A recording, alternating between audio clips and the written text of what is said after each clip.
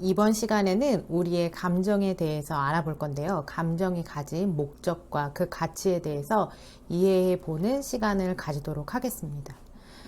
사람이라면 누구나 감정을 가지고 있습니다. 그리고 매 순간 우리는 감정을 느끼죠. 심지어 감정은 꿈을 꿀 때도 느낍니다. 감정이라고 하는 것들은 우리 고유한 자신의 것이기 때문에 그 어느 누구의 허락을 필요로 하지 않습니다. 감정을 느끼지 않는다는 것들은 사실은 매우 어려운 일이죠. 그렇기 때문에 감정이라고 하는 것들은 우리가 인간답게 만드는 큰 요소 중에 하나라고 할 수 있습니다. 하지만 사람들은 살아가면서 그 감정에 대해서 무시하거나 아니면 별 필요 없는 것처럼 느껴지거나 드러내지 않으려고 애를 씁니다. 그리고 사회에서는 그 감정을 저평가합니다. 우리가 감정을 드러내는 상황 속에 놓이게 되면 바보 같다고 얘기하거나 너무 감성적이라고 얘기를 한다거나 라는 것과 같이 마치 감성을 매우 약한 사람들이 표현하는 어떤 약자의 수단 같은 것들로 평가되어 버리기 십상입니다. 그래서 사람들은 자신의 감정을 외면하거나 모른 채 하거나 그리고 그것들을 감추기 위해서 노력하면서 지내는 경우가 점점 많아지게 되는 거죠. 이런 감정을 대하는 우리의 태도는 우리 자신뿐만 아니라 우리의 아이들에게도 전달되어지기 마련입니다. 그러나 모든 감정들은 우리 내면 안에서 무슨 일이 일어나고 있는지 알려주고 있는 아주 좋은 어떤 중요한 정보원이라고 할 수가 있습니다.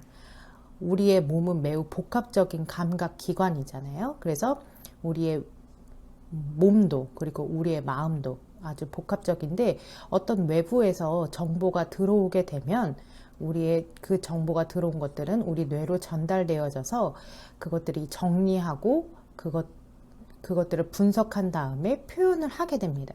그렇게 표현할 때 그것들은 감정에 대해서 표현이 나오는데 그것은 우리의 생존과도 연관되어져 있는 것입니다. 그래서 감정이 우리에게 알려주는 거죠. 우리가 느껴지는 무서움은 우리로 하여금 도망가게 합니다.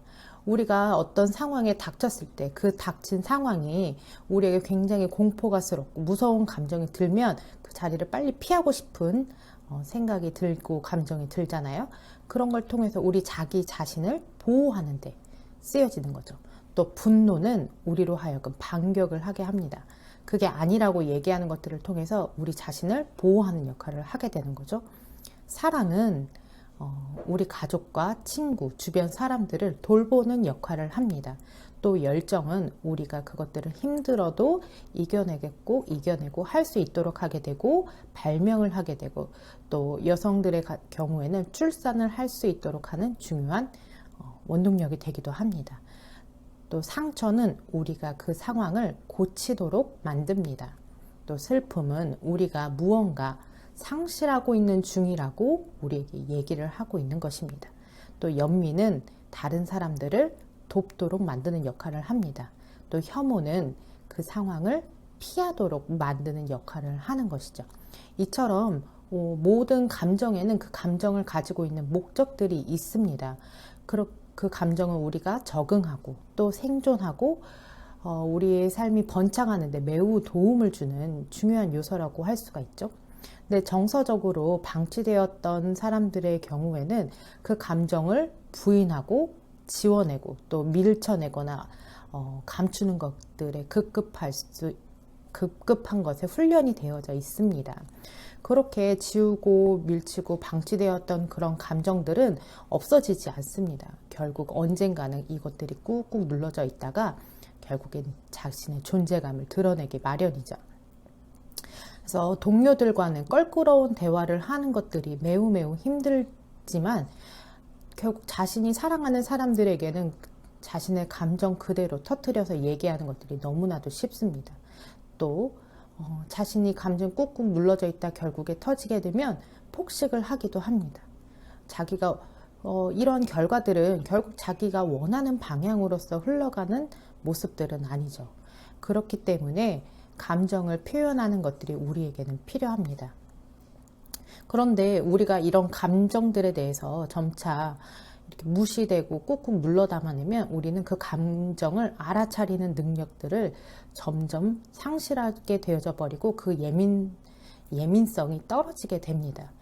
그래서 우리가 마치 그 우리의 마음이 돌덩이와 같이 어떤 감정이 느껴지지만 이 감정이 도대체 무슨 감정이야 라고 그것들을 알아차리는 것들이 쉽지 않아지는 경우가 생기게 되는 거죠. 그런데 이러한 감정들을 우리가 알아야 우리의 감정을 알고 또 우리가 표현하고 싶은 만큼 상대방에게 표현할 수 있어야 우리의 감정을 이해받을 수 있고 전달될 수 있는 것이잖아요. 그리고 이런 감정들을 원활하게 소통하는 데 이용했을 때 우리는 깊이 있고 풍부한 인간관계를 이루어나갈 수 있습니다. 그리고 이런 깊이 있고 풍부한 인간관계를 통하여서 우리는 우리의 삶이 보다 더 풍요롭고 또 우리의 불안감이라든지 공허감을 떨쳐내는 데 도움을 받을 수 있기 때문에 우리의 감정을 이해하고 그것들을 표현하는 것들은 매우 필요한 일입니다.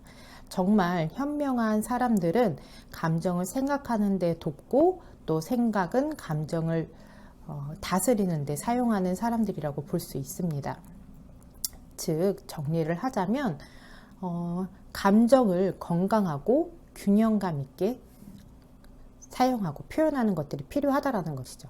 그렇기 때문에 그렇게 하기 위해서는 나의 감정이 나에게 뭐라고 얘기하고 있는지 경청하는 것들이 필요합니다. 그리고 나서 나의 상황이라든지 나의 삶, 또 주변 세상을 더 좋게 만들어 나아가기 위해서 그것들을 넘어선 어떠한 행동들을 하기 위한 나의 노력과 방식들을 생각해 보는 것이 필요할 것입니다.